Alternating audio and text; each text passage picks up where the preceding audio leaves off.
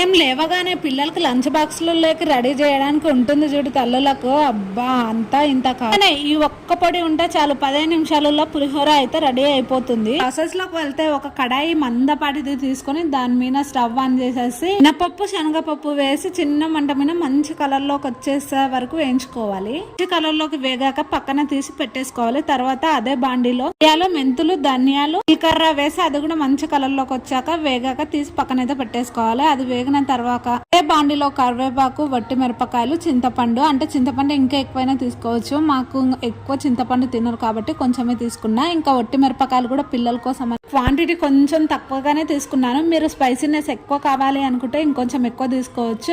అన్నిటిని ఒక ప్లేట్ లో సర్వ్ చేసుకొని పూర్తిగా చల్లారిన తర్వాత వీటిని అన్నిటిని మిక్స్ పెట్టేసుకొని పక్కన అయితే పెట్టేసుకోవాలి. ఇంకా నార్మల్ గా మనము అంతే నార్మల్ గా పులిహోర చేసేటప్పుడు ఈ పొడిని వేసి ఇంకా చూసారా, చూస్తూనే ఎమ్మి ఎమ్మి ఉంది నిజంగా. టేస్ట్